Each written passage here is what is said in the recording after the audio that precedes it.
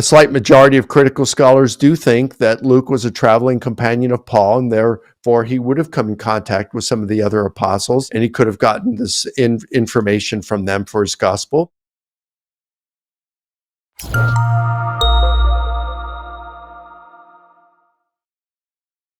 What do you think Luke's gospel now? Of the synoptic gospels, he really took almost an investigative methodology behind that.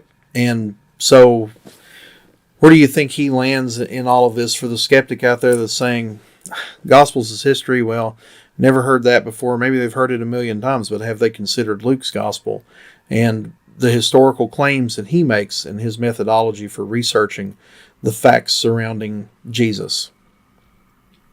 Well, that's a good question. Now, in my research, I've only applied those 4 criteria to Mark. I haven't taken the time yet. I intend to do it, Matthew, Luke, and John, but I haven't done it yet. But just on the surface, I would say, yeah, Luke appears to be a decent historian here. He's writing as a historian. In fact, you'll have some scholars like Ben Witherington that says the Gospel of Luke is not biography, it's history.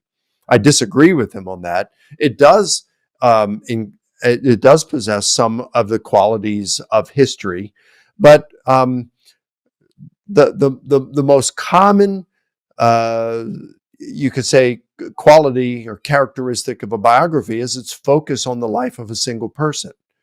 And this is certainly what Luke is doing with Jesus. Now, yeah, it has some qualities like a history does, but so does Plutarch's Life of Julius Caesar.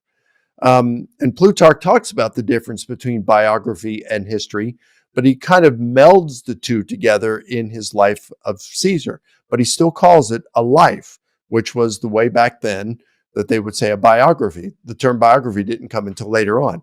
So he calls it a life, a biography of Caesar, and it's still about the life of a single person. So I do think that Luke, Gospel of Luke, is a biography of Jesus. But anyway, whether you call it a biography or a history, it's very close in terms of a genre, and it's a hybrid, you could say, Luke, just like Plutarch's Life of Caesar is a hybrid between biography and history, so is Luke's gospel. But I think he chooses his sources judiciously. So first of all, he's using Mark extensively.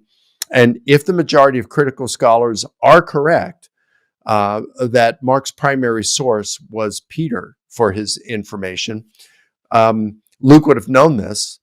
And he says he's got his information from, it's a little ambiguous here, what he's saying. He's either saying he got it from the eyewitnesses or those who knew the eyewitnesses, or I think he's probably referring to both.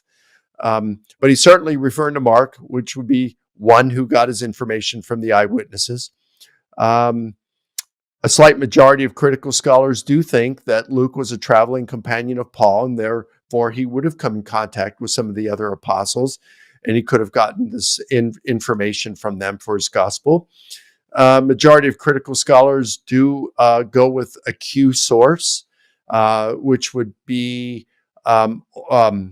traditions about Jesus, just on the teachings of Jesus, not necessarily narrative, but teachings of Jesus that are very early. In fact, James D.G. Dunn says it could very well go back to notes of Jesus that was going around even while Jesus was still alive.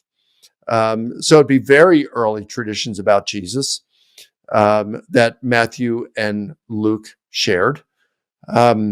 So I think he's choosing his sources judiciously. When we see how he uses Mark, we see that he at least uses Mark responsibly. And if he's using Mark responsibly, we've got reason, and you can say that about the Q material as well. So we have reason to think that any other sources that Luke used, he probably used them responsibly as well. So that would leave the last two criteria. One, can we verify a number of things in his gospel as being correct? I think so. Not everything, of course. There's a lot we can't. But I think a number of things we can apply in the use of the criteria of authenticity, or whatever you want to call them. No more than a very small percentage of things have a reasonable chance of being false.